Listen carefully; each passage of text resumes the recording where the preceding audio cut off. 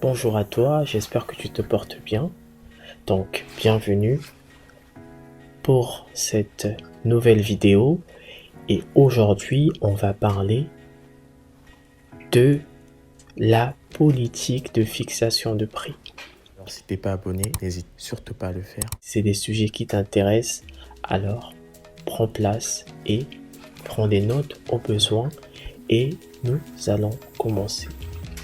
Alors, premièrement, il est très important de se poser la question suivante. Pourquoi doit-on s'interroger à ce propos? Alors, pour répondre à cette question, je dirais ceci. La raison pour laquelle on doit fixer de bons prix sur nos produits ou sur nos services, c'est pour évidemment ne pas vendre à perte. Et donc au final, faire du bénéfice. Et ce bénéfice correspond à faire quoi concrètement? De la marge. Donc cela nous emmène à parler d'une notion très importante, la notion de marge commerciale. Qu'est-ce que représente donc cette notion de marge commerciale? La marge commerciale de l'entreprise, également appelée marge brute, correspond à ce que l'entreprise gagne grâce à la différence entre le prix de vente hors taxe et le prix d'achat hors taxe des produits vendus. Donc, dans une entreprise, on va acheter et faire différents achats, mais tout l'intérêt est donc de faire du bénéfice pour ne pas au final se retrouver dans une situation complexe, c'est-à-dire que l'entreprise est dans l'incapacité de couvrir toutes ses charges.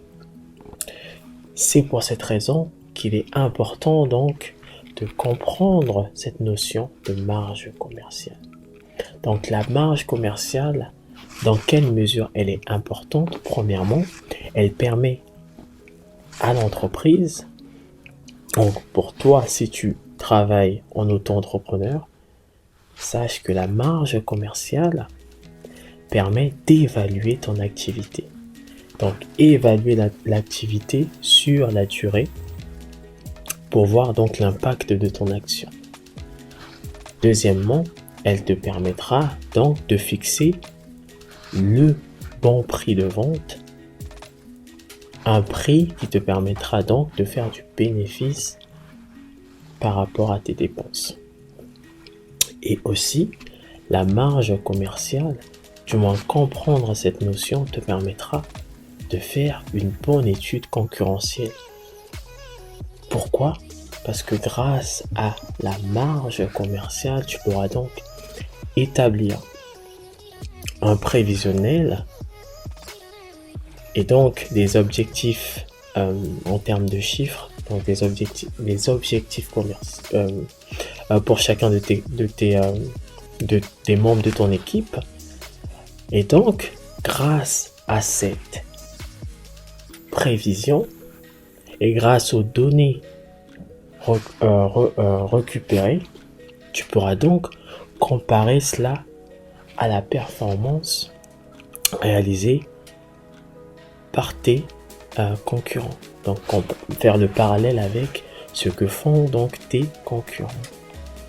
Alors, ceci dit, maintenant que tu sais tout ça, on va se poser la question suivante. Comment alors fixer un prix de vente sur la base d'une marge commerciale? Alors, on va faire un peu de calcul.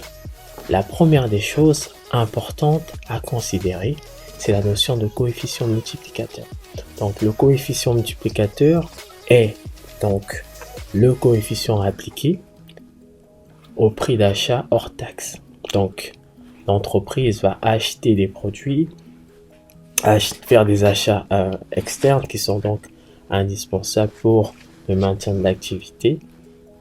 Et donc, qu'est-ce qui va se passer? On va appliquer un coefficient multiplicateur. Et comment est-ce qu'on le calcule? C'est sur la base du taux de marque réalisé. Donc, le taux de marque réalisé s'obtient grâce, ou du moins à partir de la marge brute, qui est autrement dit ou autrement appelée marge commerciale, et cela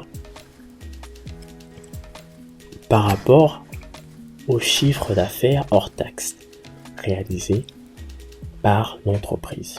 Donc, une fois que tu as ce taux de marque, il est donc plus simple de fixer un prix de vente sur la base donc du prix d'achat et du coefficient multiplicateur. Et donc c'est de cette manière-là que tu peux donc trouver un prix de vente hors taxe qui te permettra donc, sur la base de la marge commerciale que tu vises, au final, de couvrir des charges dans le cas où ta marge elle est importante. Et d'ailleurs, pour conclure à ce propos, l'entreprise est considérée comme étant bénéficiaire. À l'inverse, c'est-à-dire si la marge ne couvre pas tous les frais, alors l'entreprise est déficitaire. Donc, j'espère qu'au travers de cette vidéo, tu as pu et tu peux comprendre mieux cette notion de marge commerciale, et j'espère qu'à l'avenir, tu pourras donc appliquer ces quelques conseils pour fixer un bon prix de vente pour chacun de tes produits. Merci et on se retrouve la prochaine fois pour une prochaine vidéo.